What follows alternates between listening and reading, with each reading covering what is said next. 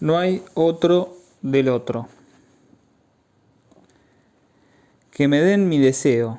Tal es el sentido que les dije que tenía Hamlet para todos aquellos críticos, actores o espectadores que se ocupan de él.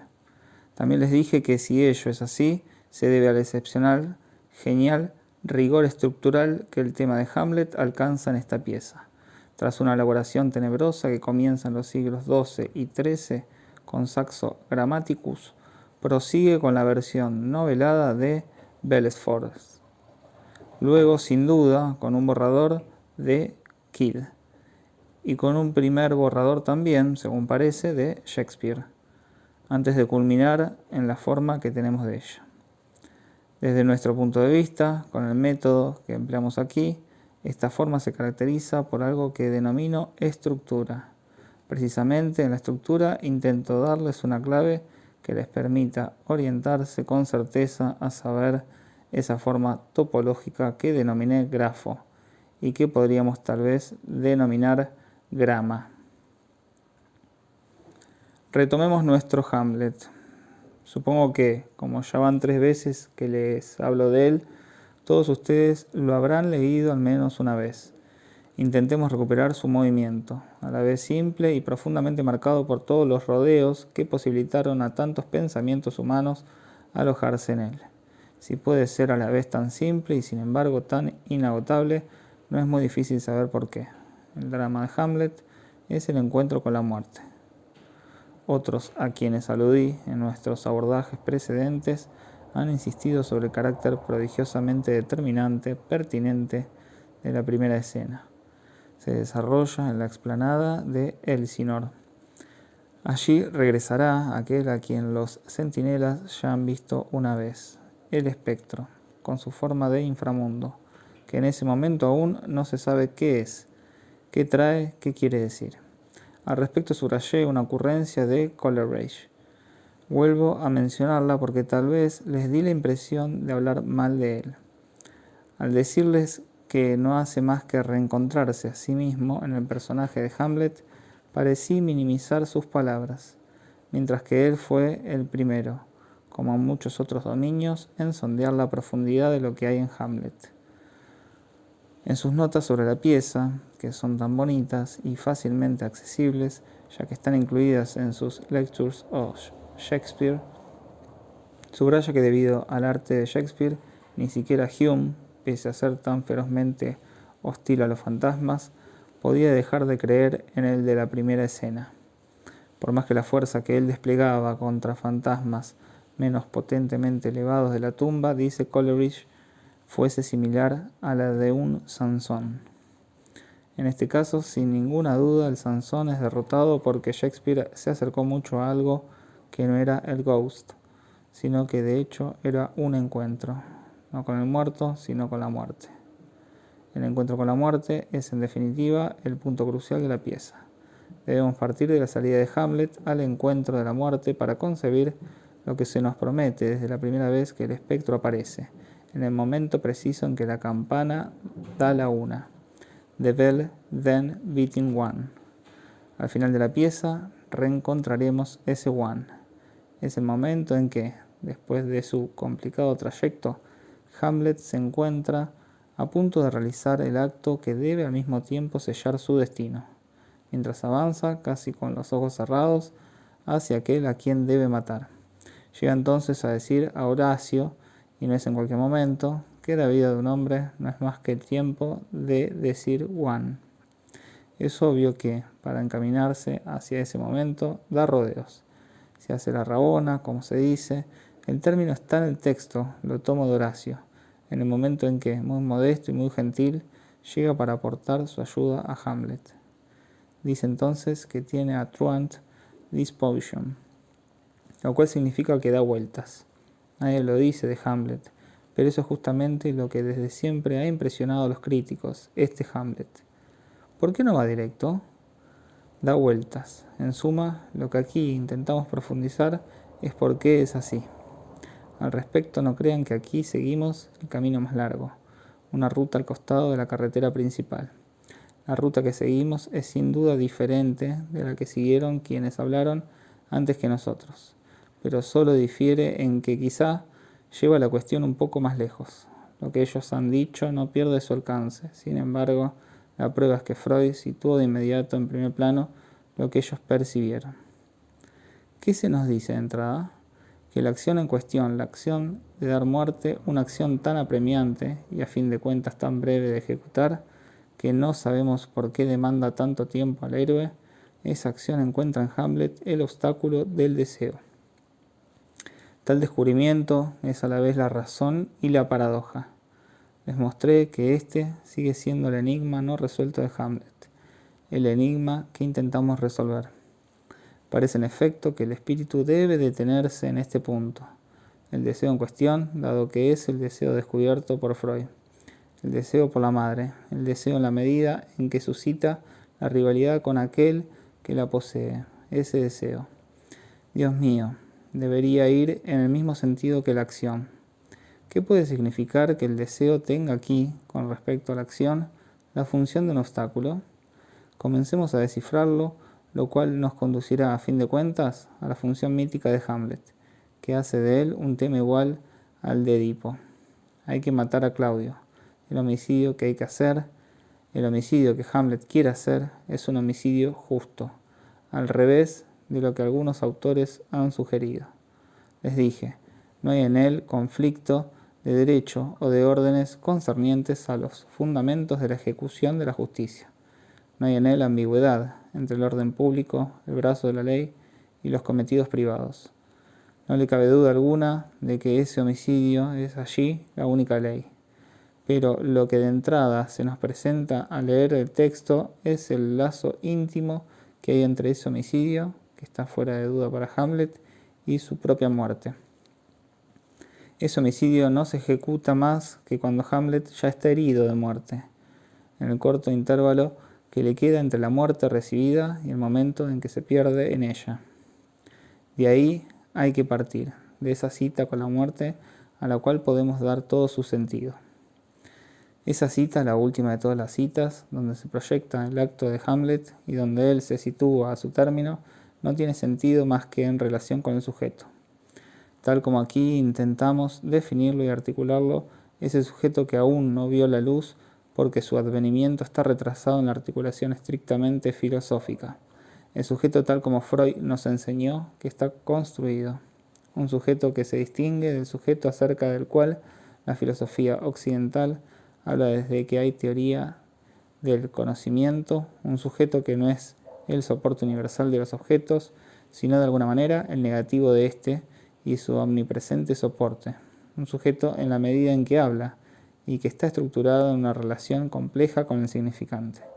Relación que es muy precisamente la que aquí intentamos articular sobre el grafo.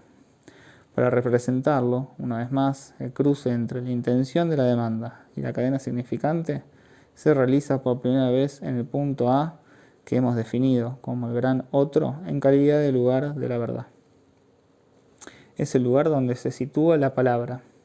Esta, al tomar lugar allí, instaura el orden de la verdad. Ese orden que es evocado, invocado. Cada vez que el sujeto articula algo, cada vez que habla, en efecto, la palabra hace algo que se distingue de todas las formas inmanentes de captura de uno con respecto al otro, ya que instaura un elemento tercero, a saber, ese lugar del otro en el cual, aunque sea mentirosa, ella se inscribe como verdad. Nada equivale a esto en el registro imaginario. Ese discurso para el otro, esa referencia al otro, prosigue más allá del otro, en la medida en que es retomada por el sujeto, a partir del otro, para constituir la pregunta. ¿Qué quiero? Más exactamente, la cuestión se dirige aquí al sujeto, y bajo una forma ya invertida. ¿Qué quieres?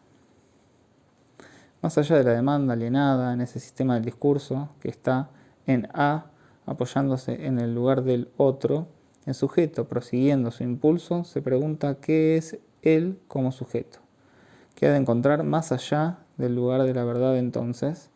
Más allá del lugar de la verdad, ha de encontrar lo que el genio mismo, no de la lengua, sino de la metáfora extrema que tiende a formularse ante ciertos espectáculos significativos, llama con un nombre que reconoceremos aquí al vuelo, la hora de la verdad.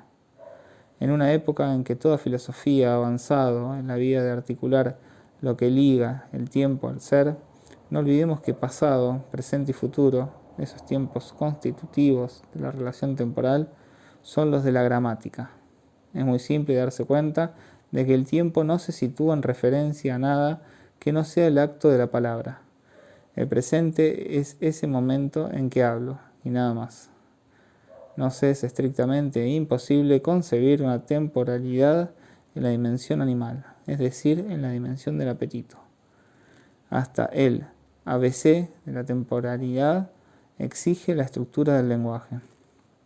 En ese más allá del otro, en ese discurso que ya no es discurso para el otro, sino discurso del otro, en sentido estricto, donde va a constituirse la línea quebrada de los significantes del inconsciente, en ese otro donde el sujeto avanza con su pregunta, en último término, él apunta a la hora del encuentro consigo mismo, con su querer, con algo que en último término intentaremos formular, y cuyos elementos ni siquiera podemos dar de inmediato, aunque de todos modos aquí nos los representen ciertos signos que para ustedes son como la referencia, la prefigura del escalonamiento que nos espera en lo que cabe denominar las etapas, los pasos necesarios de la cuestión.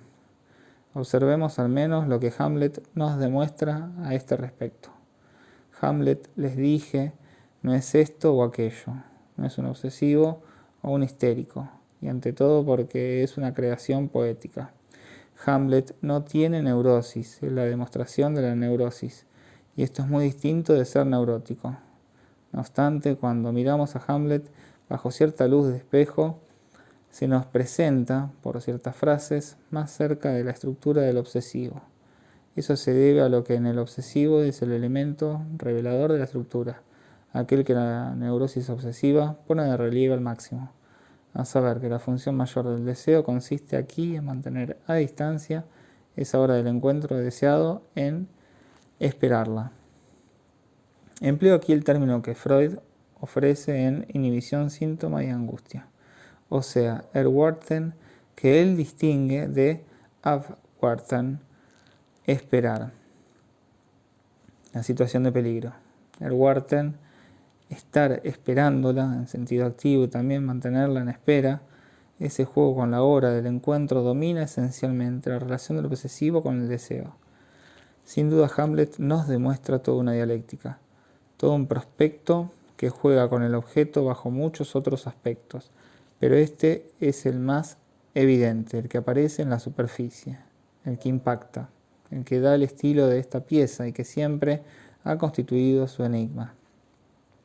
Intentemos ahora ver en los otros elementos las coordenadas que nos da la pieza.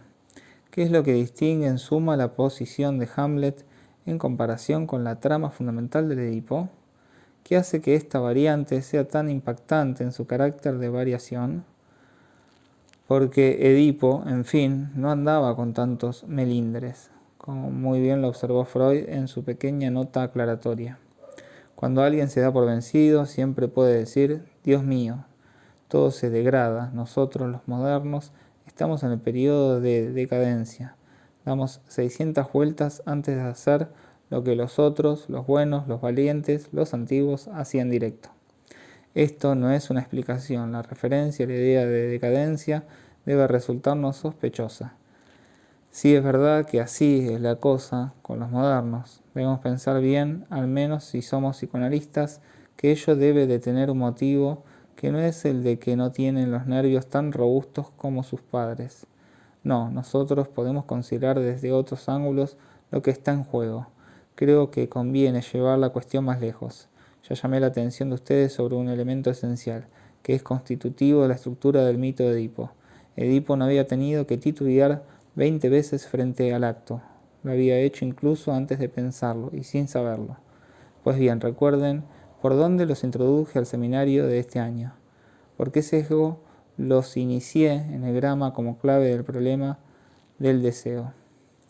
No por azar elegí ese sencillísimo sueño de las formulaciones sobre los dos principios, el de placer y el de realidad, aquel en que el Padre muerto aparece. Acuérdense de que les señalé En la línea superior, la línea de enunciación del sueño. Él no sabía. Allí se sitúa la dichosa ignorancia de quienes están hundidos en el drama necesario derivado del hecho de que el sujeto que habla está sometido al significante. Les hago observar de paso que nadie les explica por qué. Porque al fin y al cabo, si el padre dormido en el jardín fue asesinado mediante ese delicado juego, Ébenon, que le vertieron en la oneja, como dice Harry, la cosa habría debido, parece, pasarle inadvertida. Nada nos dice que él haya salido de su sueño para constatar el estropicio, ni que la erupción que cubrió su cuerpo haya sido vista por nadie más que quienes descubrieron su cadáver. Hay que suponer entonces que en el más allá tienen informaciones muy precisas sobre el modo en que llegamos allí. Si bien esta puede ser en efecto una hipótesis de principio, no es empero algo que de entrada debamos dar por descontado. Todo esto es para subrayarles el carácter arbitrario de la revelación inicial del padre, de la cual parte todo el gran movimiento de Hamlet. Que el padre revele la verdad acerca de su propia muerte es una coordenada esencial de Hamlet, que distingue a esta pieza respecto de lo que ocurre en el mito de Edipo. Un velo se levanta, justo el que pesa sobre la articulación de la línea inconsciente. Es ese velo que nosotros mismos, los analistas, intentamos levantar en nuestra práctica, no sin que nos cause, ustedes lo saben, algunos quebraderos de cabeza. Las intervenciones del analista apuntan a restablecer la coherencia de la cadena significante en el nivel del inconsciente. Dado que presentan todas estas dificultades, dado que reciben de parte del sujeto toda esa oposición, todos esos rechazos, todo lo que denominamos resistencia y que es el eje de toda la historia del análisis. No cabe otra cosa que suponer que ese velo debe de tener alguna función esencial para la seguridad del sujeto en la medida en que habla. En Hamlet la cuestión está resuelta. El padre sabía, y debido a que sabía, Hamlet también sabe. Dicho en otras palabras, tiene la respuesta y no puede haber más que una respuesta. No es obligatorio que pueda anunciársela en términos psicológicos. Quiero decir que no es una respuesta forzosamente comprensible ni, mucho menos aún, que le llegue al alma, pero no deja de ser una respuesta de tipo fatal. Intentemos ver cuál es esa respuesta. Esa respuesta, que es en definitiva el mensaje en el punto donde se constituye sobre la línea superior, la del inconsciente, ya la he simbolizado para ustedes con antelación, y no sin verme obligado por eso mismo a pedirles que confíen en mí. Pero es más fácil, más honesto, pedir que alguien confíe en ustedes con respecto a algo que de entrada no tiene el más mínimo sentido, ya que eso no los compromete a nada excepto tal vez a buscar ese sentido, lo cual de todos modos les deja la libertad de crearlo por sí mismos. Comencé a articular esa respuesta bajo la siguiente forma. Ante todo, S mayúscula, por significante. Esto ya distingue la respuesta en el nivel de la línea superior respecto de la respuesta en el nivel de la línea inferior, que se escribe mediante una S minúscula, por significado. En el nivel del discurso simple, en efecto, el sentido de lo que hemos querido decir es modelado por la palabra que se despliega en el nivel del otro. La respuesta entonces siempre es con relación a esa palabra, el significado del otro, S A mayúscula. Pero hay un más allá de ese discurso simple, donde el sujeto se plantea a sí mismo la pregunta: ¿quién habla? ¿Quién habrá querido decir esto o aquello en el nivel del otro? A fin de cuentas, en todo esto, ¿en qué me he convertido? En ese nivel la respuesta, les dije, es el significante del otro, con la tachadura S mayúscula A barrada. Hay mil maneras de comenzar a desarrollarles lo que este símbolo incluye, pero dado que estamos en Hamlet, hoy elegimos la vía clara, evidente, patética, dramática. Hamlet nos da acceso, y eso es lo que constituye el valor de la pieza, al sentido de S mayúscula A barrada. En efecto, el sentido de lo que Hamlet enseña por medio de ese padre está allí, ante nosotros muy claro. Es la irremediable, absoluta, insondable traición al amor más puro, al amor de ese rey que tal vez, por supuesto, como todos los hombres, puede haber sido un gran pillo, pero que, con ese ser que era su mujer, era aquel capaz de apartar de su rostro el soplo del viento. The winds of heaven, los vientos del cielo. Al menos según lo que Hamlet dice, es la absoluta falsedad de lo que se presentó a Hamlet como el testimonio mismo de la belleza, de la verdad, de lo esencial. Allí está la respuesta. La verdad de Hamlet es una verdad sin esperanza. No hay en todo Hamlet huella de una elevación hacia algo que esté más allá.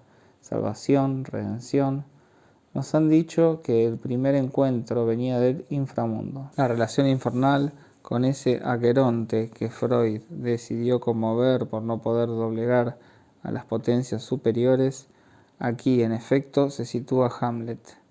Nada es más claro, simple, evidente, y sin embargo es bastante curioso ver que los autores para nada lo ponen de relieve a propósito de Hamlet.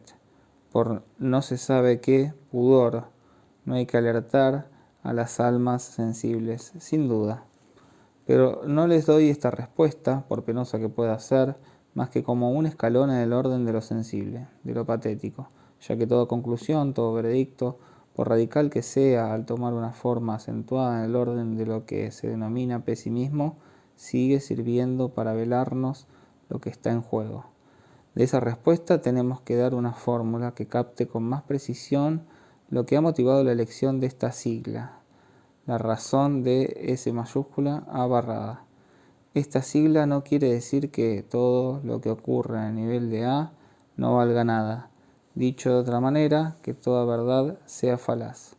Esa es una declaración que puede hacer reír en los periodos de diversión que siguen a las posguerras, en los cuales se hace, por ejemplo, una filosofía del absurdo que sirve sobre todo en los cabarets. Intentamos articular algo más serio, más ligero. Creo que llegó el momento de soltarles lo que en esencia significa esa sigla, aunque va a presentárseles bajo un ángulo muy particular que, sin embargo, no considero contingente. La A mayúscula tachada significa lo siguiente. En A, que es no un ser, sino el lugar de la palabra, el lugar donde yace, en forma desplegada o en forma plegada, el conjunto del sistema de los significantes, es decir, de un lenguaje, falta algo. Lo que allí falta no puede ser más que un significante. Es por eso la S. El significante que falta en el nivel del otro, tal es la fórmula que da su valor más radical al S A barrada. Ese es, si me permiten, el gran secreto del psicoanálisis. El gran secreto es, no hay otro del otro. En efecto, la experiencia analítica nos revela que el sujeto que habla está necesariamente estructurado de una manera que lo distingue del sujeto de siempre.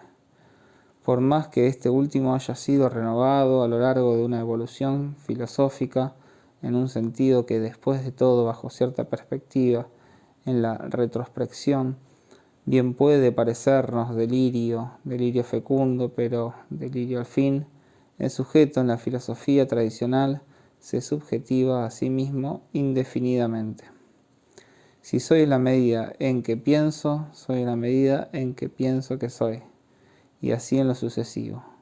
Esto no tiene razón alguna para detenerse. Ya se habían percatado de que no es tan seguro que yo sea en la medida en que pienso, y de que solo podemos estar seguros de una sola cosa, que soy en la medida en que pienso que soy.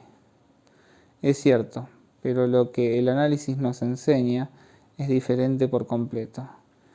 Es que no soy justamente aquel que está pensando que soy, por la simple razón de que, debido a que pienso que soy, pienso en el lugar del otro. De ello resulta que soy diferente de aquel que piensa yo soy. Ahora bien, la cuestión es que no tengo ni la menor garantía de que ese otro, por lo que hay en su sistema, pueda devolverme, si puedo expresarme así, lo que le he dado, a saber, su ser y su esencia de verdad. No hay, les dije, otro del otro. No hay en el otro ningún significante que pueda en este caso responder por lo que soy. Y para decir las cosas de un modo transformado, la verdad sin esperanza acerca de la cual les hablaba recién, esa verdad que es la que encontramos en el nivel del inconsciente, es una verdad sin rostro, una verdad cerrada, una verdad plegable en todas las direcciones. Lo sabemos de sobra, es una verdad sin verdad. Y justo eso es lo que constituye el mayor obstáculo para quienes se aproximan a nuestro trabajo desde afuera. Como no están con nosotros en la vía en que nuestras interpretaciones están destinadas a producir su efecto, que solo es concebible como metafórico, y en la medida en que éstas actúan y repercuten entre las dos líneas del grafo, no pueden comprender de qué se trata en la interpretación analítica. Si podemos hablar de ese significante que el otro no tiene a disposición, se debe a que, de todos modos, está en algún lado. Dónde está es lo que les indico, a fin de que ustedes no pierdan el norte, por medio de este pequeño grama. Si lo hice con todo el cuidado que pude, no fue por cierto para causarles más dificultades. Ustedes pueden reconocer el significante del otro tachado donde quiera que esté la barra sobre el otro. En el significante escondido, aquel que el otro no tiene a disposición, es justamente el que les concierne. Ese mismo es el que ustedes introducen en el juego, en la medida en que, pobres tontos, desde que nacieron están capturados en esa bendita cuestión del logos, o sea que es la parte de ustedes que allí se sacrifica. No se sacrifica pura y simplemente, no se sacrifica físicamente como se dice o realmente, sino simbólicamente. Y no es poca cosa esa parte de ustedes que ha adquirido función significante. Por eso hay una sola y no hay 20. Se trata muy exactamente de esa función enigmática que denominamos falo. El falo es eso que se sacrifica del organismo, de la vida, del empuje vital y que resulta simbolizado. Ustedes saben que empuje vital es una expresión que no me parece que deba utilizarse a diestra y siniestra, pero una vez bien circunscripta, simbolizada, colocada donde está y sobre todo donde sirve, donde en efecto está capturada, a saber, en el inconsciente, adquiere su sentido. La turgencia vital, eso enigmático, universal, más macho que hembra, y en cuyo símbolo la hembra misma puede no obstante convertirse, he aquí lo que está en juego en el falo, aunque sea el símbolo mismo de esa vida que el sujeto torna significante. El falo no está disponible en el otro, y en ningún lado viene a garantizar la significación del discurso del otro. Dicho en otras palabras, por más que se la sacrifique, el otro no le devuelve al sujeto su vida. El otro le responde ese abarrada. Hamlet parte de la respuesta dada por el otro, y por haber recibido esa revelación radical, va a ser arrastrado durante todo el recorrido que traza la pieza, y que lo llevará a la cita última. Para alcanzarla con él, ahora vamos a retomar lo que ocurre en la pieza Hamlet. Sin volver por el momento sobre las cuestiones que plantea la play scene, la escena de los actores, y que ya les indiqué la vez pasada, hoy querría introducir un elemento que es esencial. Concierne a aquello a lo cual nos acercamos tras haber establecido la función de las dos líneas del grafo, o sea, a lo que yace en el intervalo. En la distancia que puede mantener entre las dos líneas, el sujeto respira, si me permiten, durante el tiempo que ha de vivir. Y eso es lo que denominamos deseo. Ahora bien, de ese deseo les dije que presión, qué abolición, qué destrucción sufre por encontrarse con eso que, del otro real, la madre como es, esa madre como tantas otras, es menos deseo que glotonería, incluso engullimiento, pese a estar estructurado. Pues bien, es obvio que para Shakespeare ese ha sido en ese nivel de su vida, no se sabe por qué, pero en definitiva, ¿qué importa? La revelación. El problema de la mujer, por cierto, nunca dejó de estar presente en toda la obra de Shakespeare, y las había desaprensivas antes de Hamlet. Pero tan abismales, feroces y tristes, solo las hay a partir de Hamlet. Vean, por ejemplo, Troilus and Cressida. La pieza apareció un año después de Hamlet, y tal vez incluso nos permita avanzar más en lo que Shakespeare pensaba acerca de la mujer en ese momento. Es una pura maravilla, una de las más sublimes creaciones, me parece, que puede encontrarse en la obra dramática. Nunca se la destacó lo suficiente. En Hamlet, ¿cuál es el paroxismo de la pieza sino, sin duda, el diálogo entre Hamlet y su madre, cuyos movimientos les mostré la última vez? Él conmina a su madre en términos que, poco más o menos, son: no destruyas la belleza, el orden del mundo, no confundas a Hiperión mismo. Así designa a su padre, con el ser más abyecto, y luego asistimos a la recaída de esa conminación, frente a lo que él sabe que es la necesidad fatal de esa suerte de deseo que no sostiene nada, que no retiene nada. Las citas que podría brindarles para mostrarles lo que Shakespeare piensa de la mujer son demasiado numerosas.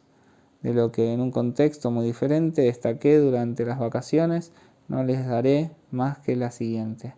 Está en Twelfth Night. Se trata de alguien muy enamorado, pero también, hay que decirlo, muy estrambótico. Un buen hombre, por lo demás. Una joven para conquistar el corazón del héroe, ya que lo ama, lo aborda, aunque nada en The Duke, como se lo llama. Ponga en duda que sus inclinaciones vayan hacia el lado de las mujeres, ya que está apasionado por una. Lo aborda disfrazada de muchacho, lo cual es de todos modos un rasgo singular para hacerse apreciar como muchacha.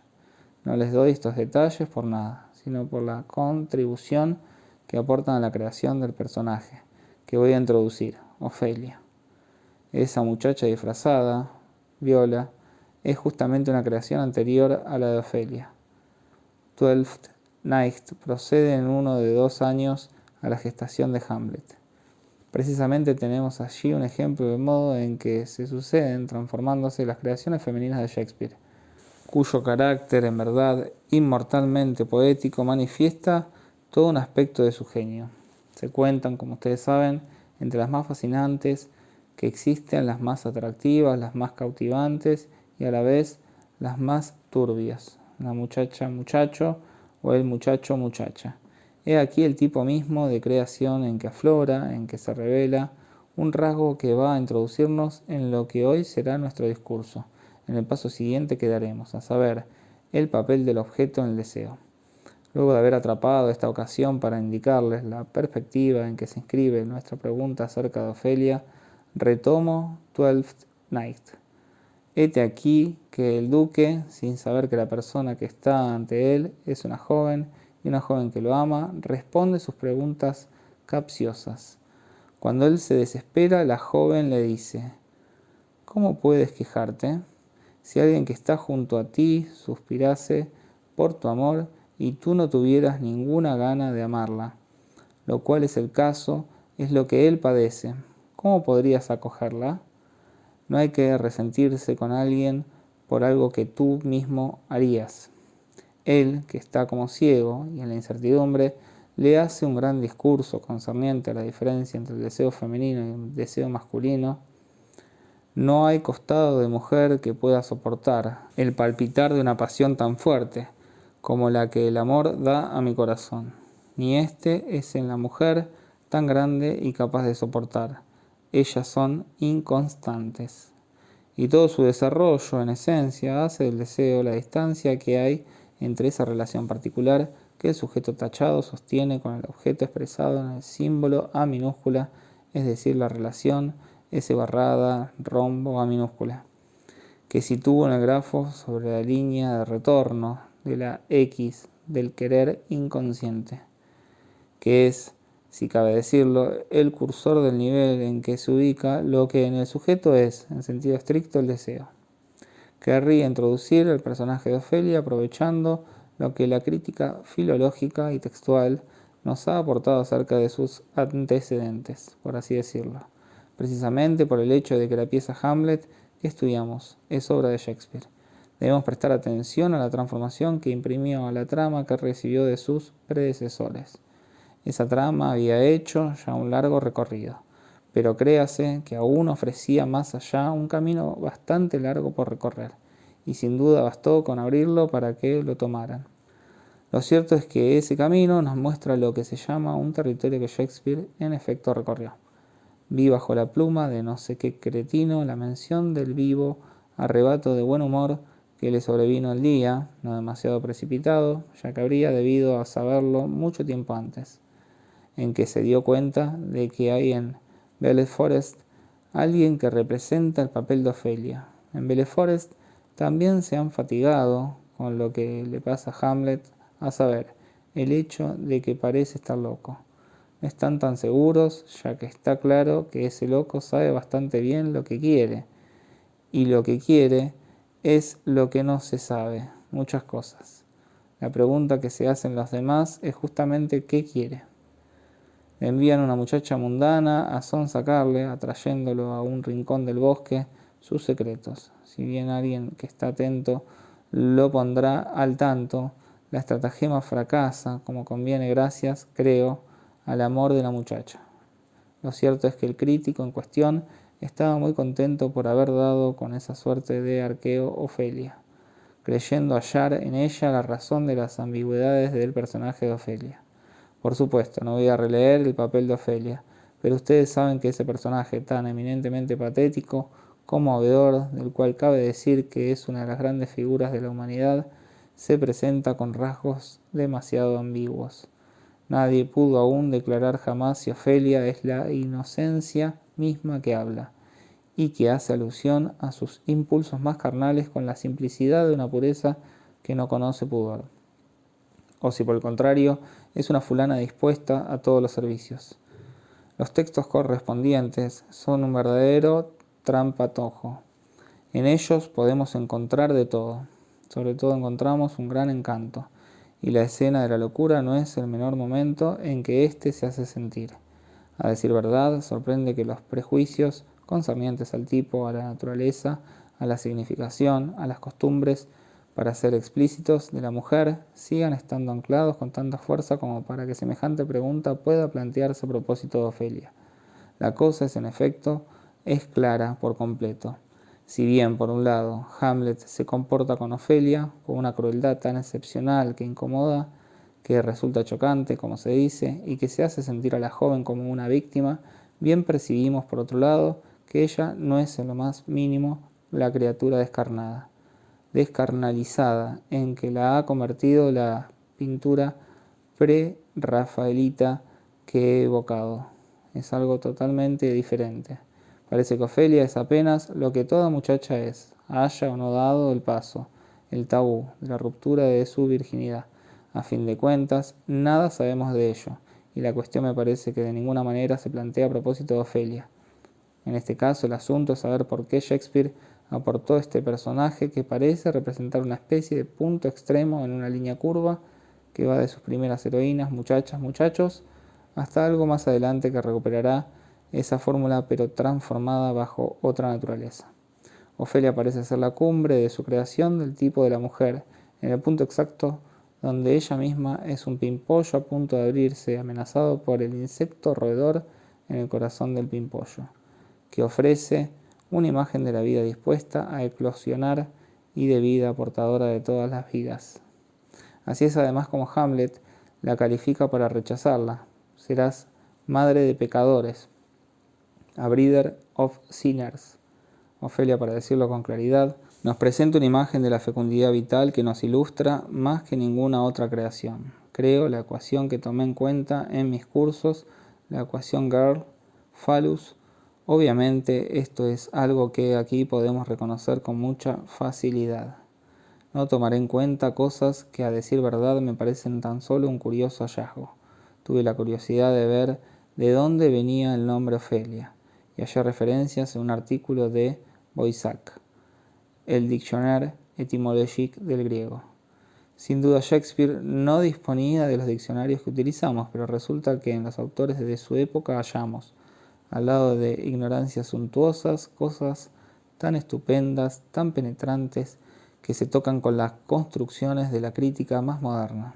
Que bien puedo en este caso hacerles notar lo siguiente, que están las notas que olvidé traer.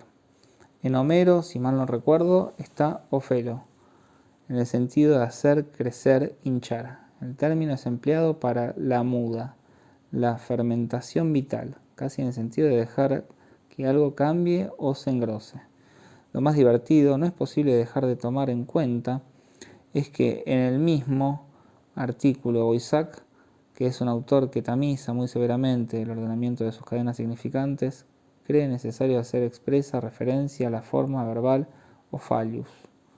La confusión entre Ofelia y fallius no necesita de Boisac para presentársenos. Se nos presenta en la estructura. No es cuestión entonces de introducir ahora por qué Ofelia puede ser el falo, dado que ella es verdaderamente el falo. Según decimos, conviene examinar cómo Shakespeare le hace cumplir esa función.